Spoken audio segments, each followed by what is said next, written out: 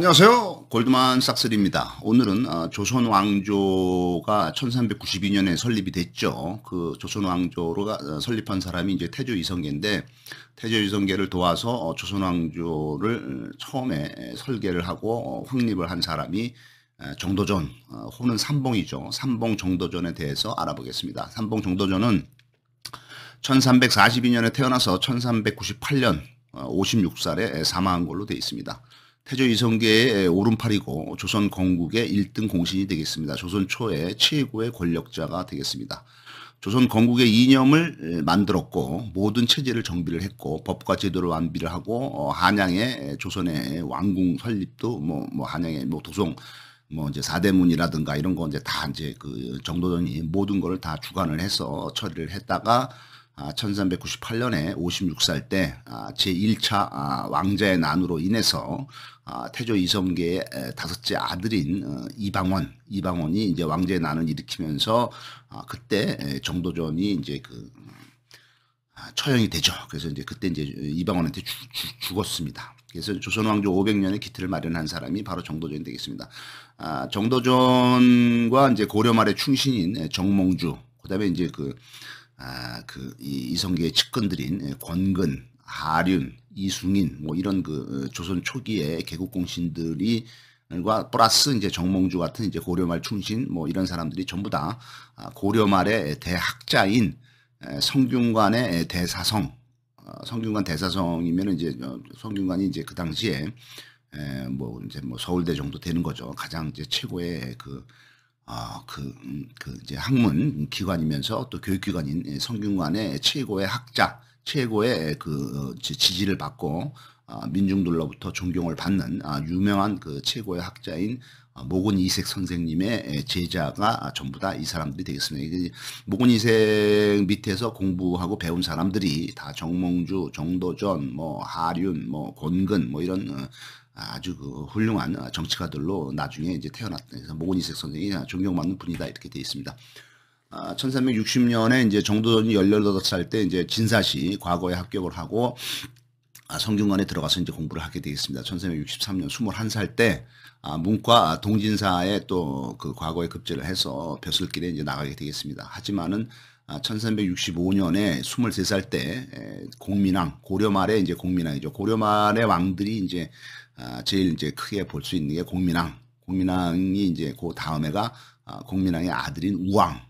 우왕이 이제 공민왕의 아들이지만은 신돈의 아들이라고 이제 추측이 되기도 하죠. 그래서 이제 1388년에 조선이 건국되기 4년 전에 이성계가 이 우왕의 명령과 최영 장군의 명령에 의해서 명나라를 치러 가다가 위화도에서 회군을 하죠. 그래서 위화도에서 회군을 해서 1388년에 돌아와서 최영 장군을 처리를 하고 이성계가 이제 권력을 다 잡죠.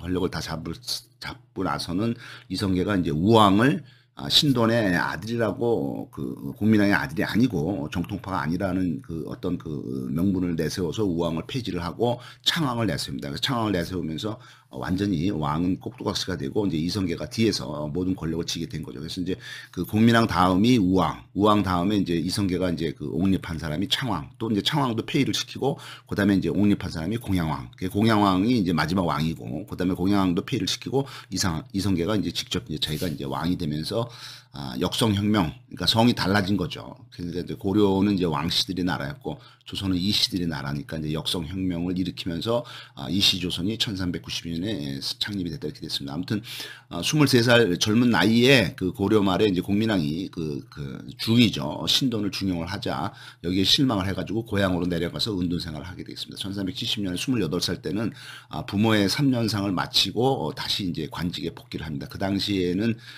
이런 일반 회사들이 없기 때문에 모든 공부하고 배운 사람들은 나라의 공무원이 되는 수밖에 없죠. 그래서 관직에 복귀를 합니다. 성균관의 박사가 되면서 명륜당에서 성리학을 후배들한테 가르치는 게 이제 28살 때 젊었을 때 한 일이고 1374년에 32살이 되었을 때 공민왕이 살해가 됩니다. 그래서 이제 환관인 공민왕이 그때 이제 남색을 즐겼기 때문에 공민왕의 아내가 이제 몽골 원나라의 노국공주였는데 노국공주가 죽고 나서는 공민왕이 이제 정치에 좀 관심이 없고 뭐 세상사에 관심이 없는데 마침 또 이제 국민왕이 남색을 남자를 밝히기 시작을 해서 그 환관인 최만생, 홍윤 이런 사람들이 이제 세력을 얻다가 이 사람들이 최만생하고 홍윤이 이 국민왕을 살해하고 국민왕이 죽게 되겠습니다. 그다음에 이제 우왕이 이제 들어서면서 이제 32살 때 이제 정도전 32살 이런 일이 있었기 때문에 이제 정도전이 이제 실망을 많이 하죠. 그다음에 이제 정도전은 이제 새로 태어나는 새로 1368년에 이제 명나라가 건국이 되죠. 1368년 명나라 건국이 되면서 이때는 이제 명나라 건국된 지 한 6년 만인데 이제 그 고려 조정은 그래도 이제 그때까지는 원나라의 그동안에 계속 그 몽골족 원나라의 지배를 받아왔기 때문에 친원파가 있었는데 신생 국가인 명나라의 더 우호적인 그 시각을 가진 게 이제 정도전입니다. 그러니까 그 신흥 사대부죠. 그래서 이제 명나라 쪽이 친원가인데 기존에 이제 고려 조정의 이제 기득권 세력들은 이제 친원파죠. 그래서 이제 거기하고 대립을 하다가 어떻든 이제 뭐 이제 그 벼슬에 관심이 없고 실망을 해가지고 이제 다시 또 낙향을 하게 됩니다. 1370년 33살 때에는 이 사람은 이제 유학자, 성리학자이기 때문에 불교를 반대를 하고 그다음에 또 원나라 반대를 하죠.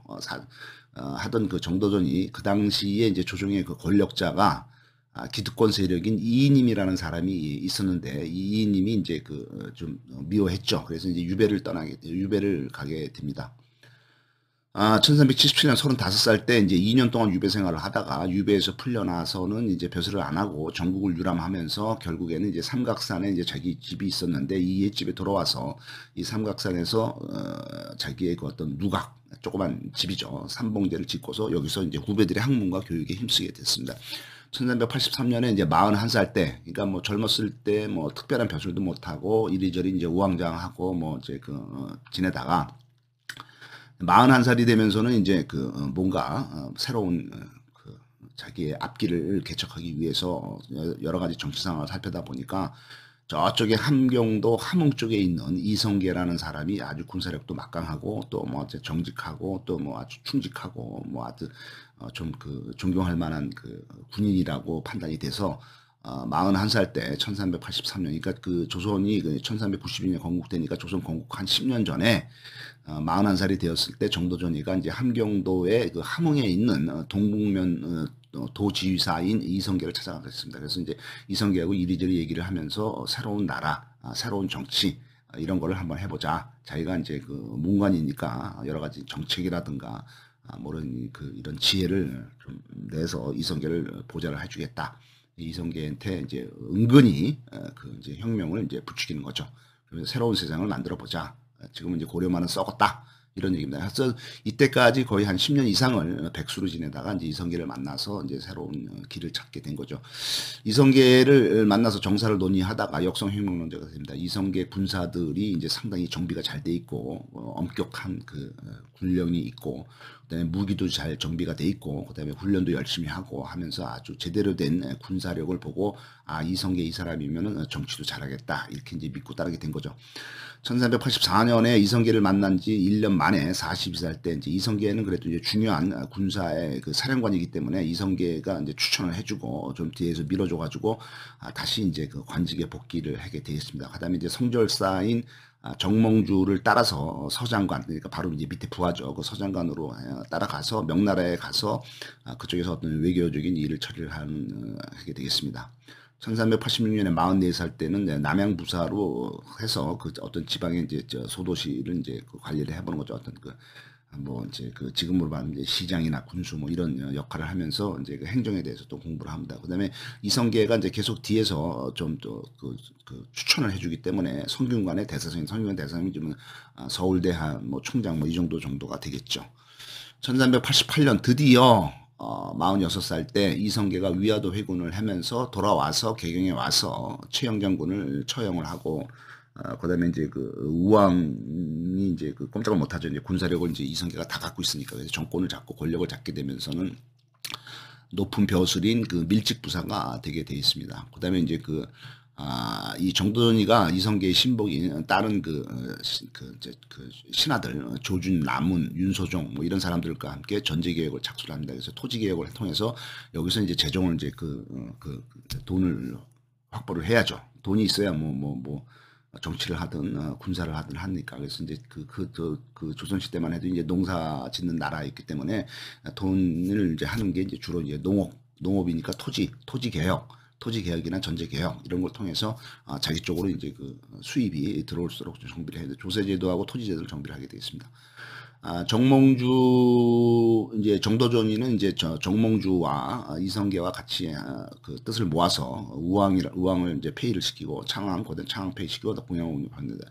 우왕의 그 장인이었던 최영, 그다음에 당시에 이제 권력자인 이인임, 그다음에 이제 염홍방, 그다음에 조민수는 이제 그 위화도에서 여기 이제 그 여기 그 압록강의 위화도, 그러니까 의주 있는 데죠. 이쪽에서 이제 그 이성계가 이제 여기까지 명날 치러 갔다가 여기서 이제 되돌아오죠. 되돌아와서 이제 다시 와서 이제 세력을 잡았는데, 이때 위화도에서 회군을 할 때 이제 사령관이 2명이었죠. 그러니까 이때 그 이성계하고 이 그 군사가 한 10만 명이 이제 출발을 했었는데, 반반 나눠가지고 자군 통제사는 이제 이성계, 그다음에 우군 통제사는 조민수 이렇게 돼 있습니다. 그래서 이 사람들이 이제 그 이성계가 회군을 할 때 조민수가 이제 이성계의 뜻을 받았지만은 둘이 거의 비슷한 그 좌군군 사령관이기 때문에 돌아와서 이제 조민수가 이제 계속 이성계한테 그 반대라든가 뭐 다른 그 이제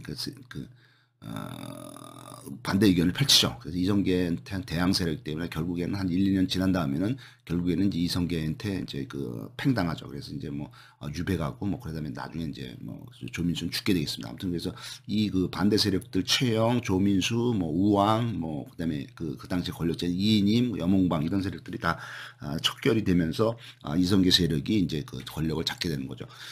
그다음에 이제 그 권문세족 기득권 쪽에 토지를 몰수를 합니다. 그래서 이제 개인의 토지 소유를 금지를 하고 정권 창출에 필요한 자금을 확보를 하고, 이로 인해서 백성들의 삶이 좀 나아지니까 백성들의 지지를 이끌어내게 됐습니다. 1차 요동정벌을 반대를 하지만은 요동정벌 계획을 세워서 명나라와 대립을 하게 됐어요. 하여튼 요동 땅은 원래 우리 땅이다. 요동 땅은 뭐 옛날 고조선부터 해서 고구려, 발해 뭐 전부 우리 그 한반도 한민족의 땅이었기 때문에 이거를 이제 정벌을 하자 이렇게 대립을 합니다. 하면서 또 이 그 정도전이는 왕권이 너무 강화되면 안 된다. 그래서 신권이 강화돼야 된다. 그래서 똑똑한 신하가 행정을 해야 되고, 왕은 그냥 명목상 그 국가 대표만 해야 된다. 이런 그 사상이 추천한 사람이 정도전이기 때문에 이 사람은 이제 왕권 정치가 아니라 신권 정치를 주장한 거죠. 그래서 이제 왕권이 너무 강직이 안 되기 위해서는 왕자들, 그다음에 이제 그 공신들, 기득권 세력들이 이제 돈도 많고 토지도 많고, 그다음에 그걸로 인해서 이제 사병들, 이제 군사를 많이 개인적으로 군사를 갖고 있는데, 이런 거를 이제 없애자 하고 이제 기득권층하고 이제 대립을 한 게 정도전의 개혁이 되겠습니다. 1389년에 그 위화도 회군한 다음 해인 1387살 때 여주로 위배된 우왕이 이제 폐위돼서 여주로 이제 위배가 됐죠. 이때 반란음모가 이제 발각이 됩니다. 그래서 이제 우왕은 이제 여주에서 다시 강화도로 이제 위배를 보내고 창왕을 이제 하죠. 근데 창왕을 신돈의 자식이라고 폐위하고 다시 이제 공양을 옹립을 하게 됩니다. 최영을 죽이고 이제 실권을 잡게 되겠습니다. 1391년 49살 때, 그러니까 조선 건국 1년 전에는 평양 부윤, 그러니까 평양시장이죠.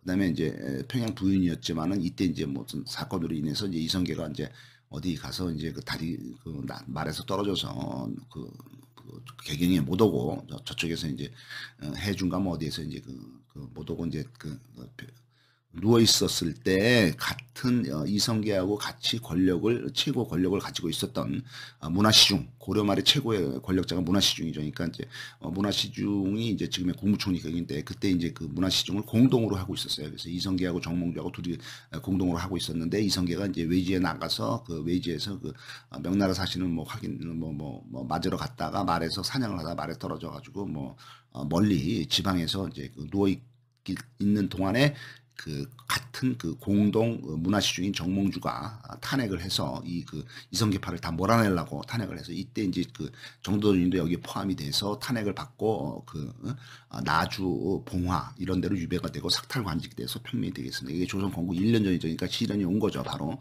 1392년 드디어 조선이 건국된 해입니다. 이때 이제 50살이 되었는데, 조선이 건국되고 조선의 제2인자로서의 자리를 굳히게 됩니다. 그래서 귀양에서 풀려나서 고향인 영주로 가니까, 이제 정도전 정도전이의 고향이 영주네요. 그다음에 이제 그 경상북도죠. 그다음에 이제 이성계가 해주에 있는 그 사냥터에서 낙마를 하자 정몽주가 보주의 감옥에 투옥시켜 버립니다. 그 보주가 지금의 안동이죠. 안동에서 이제 감옥에 갇히게 된 거 정도전이. 그다음에 이제 그다음에 이제 이방원이하고 조영규가 선주교에서 이 정몽주를 때려 죽이게 되겠습니다. 그래서 유배에서 그때 정몽주를 이제 때려 죽이고 이제 이방원이가 이제 다시 아버지인 이성계를 모셔와서 다시 권력을 이제 다시 확고히 하자 이제 유배에서 풀려나고서 개경을 복귀하게 됩니다.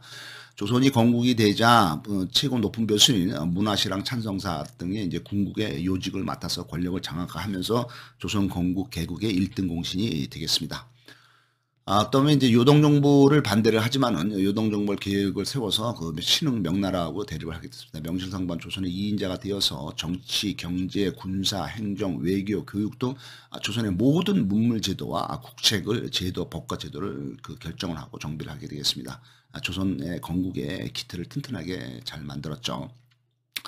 이성계는 이제 그 왕이 된 지 한 달 만에 수도를 이전할 계획을 결정을 합니다. 그러니까 그 당시의 수도는 고려의 수도였던 개경이었죠. 한양이 아니고 개경이 수도였는데 이제 이성계가 이제 왕이 되고 한 달 만에 여기 이제 개경이 좋지 않다.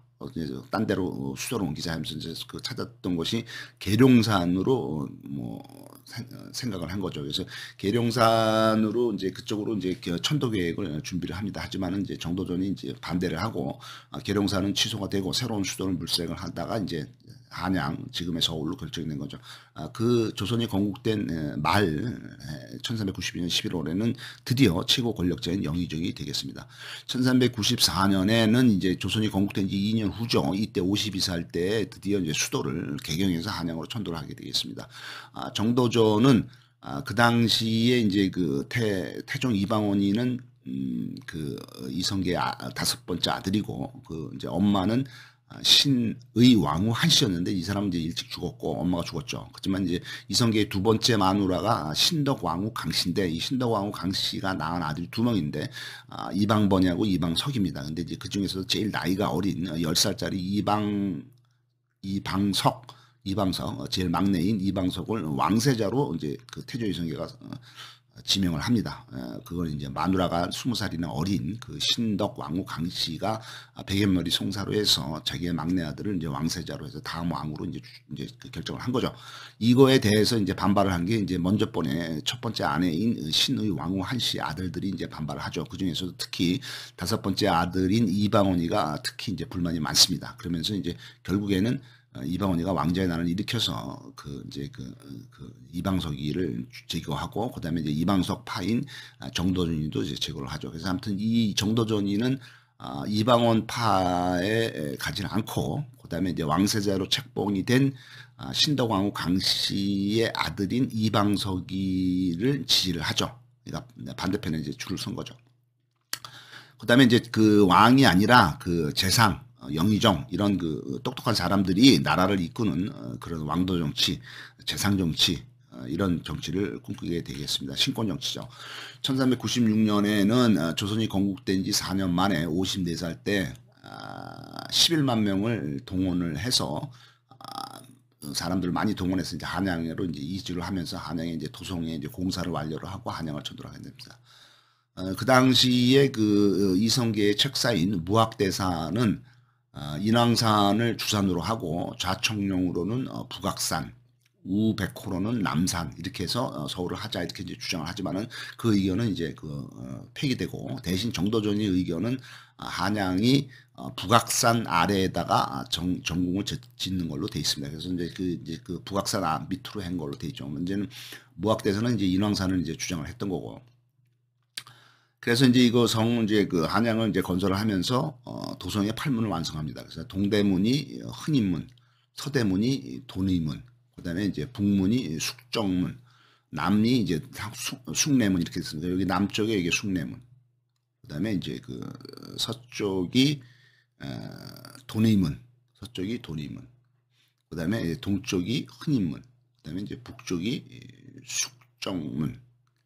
이렇게 되겠습니다. 그다음에 이제 이쪽에 북쪽에 이제 홍화문, 이제 회화문이 이제 들어서고 흥화문이 들어서고 남동쪽 이제 남동, 북동, 남서, 북서 뭐 이렇게 해서 이제 남동에 이제 광희문, 그다음에 이제 북서에 이제 창의문, 그다음에 이제 남서에 이제 소동문 뭐 이런 식으로 해서 도성에 이제 그 성을 도성에 이제 8개 이제 이게 성을 쭉 쌓고 이렇게 8개 문을 이제 만든 거죠. 1398년에 드디어 56살 때 이제 정도전이 죽죠. 정도전은 이제 명나라 황제인 주원장이 그의 아들들을 변방 지방으로 보낸 것을 그 사례를 들면서 그때 이제 그 자기의 이제 정적인 그러니까 그 반대 세력인 다섯째 아들 이방원이를 전라도로 보내라. 전라도로 보내가. 그다음에 이제 그 왕세자인 이방석의 형인 그 이방번, 나이도 어리죠. 이 사람은 뭐 그 이방서희가 뭐 11살의 왕세자가 됐으니까 상당히 어린 이방번, 얘는 또 동북면으로 보내라. 그러니까 함경도 쪽으로 보내라니까 그 세자인 그 이방석이한테 반대가 될 만한 세력들을 멀리 보내라. 이렇게 이제 그 태조 이성계한테 건의를 해서 이성계가 그래 하자 이렇게 했습니다. 하지만은 이방원이가 나 못 가겠다, 전라도 못 가겠다 하고 또한 자기 이방원이 마누라가 원경왕후 밀씨인데 그 마누라의 그 형제들, 그러니까 그 이방원이 입장에서 보면 처남이죠. 처남인 민무구 민물 이런 사람들하고 이제 편을 짜서 저 정도전이가 나를 자꾸 지방으로 보내려고 그러는데 전라도로 보내는데 안 되겠다. 저 정도전이는 어떻게 하든지 없애야 되겠다라고 이제 뜻을 모으게 되어 있습니다. 처남들하고. 그래서 1398년에 조선이 건국된 지 6년 만에 1차 왕자의 난이 일어나고 이때 이제 이방원이가 이제 정도전을 이제 붙잡아가지고 이제 처형을 해버리죠. 죽여버리죠. 그다음에 신우왕후 한씨 소생인 이방원이가 남문의 첩집에서 이거 남문은 이제 정도전의 측근이죠. 남문의 첩집에서 술을 마시고 있는 정도전 남문, 그다음에 심효생은 저기죠. 그 왕세자인 그 이방석의 그 장인이죠. 그러니까 뭐 그 국부죠. 그래서 근데 그다음에 이식 이런 사람들이 이제 술을 마시고 있는데 이를 기습 공격해서 모두 잡아 죽이게 돼 있습니다. 그래서 이것이 정도전이는 1398년 조선 건국 6년 후에 58살 때 이방원이의 1차 왕자의 난으로 인해서 죽게 되겠습니다. 그 다음부터는 이제 태종 이방원의 세상이 되는 거죠. 중요한 적들을 다 없애버렸으니까 이게 이방원이 되겠습니다. 감사합니다.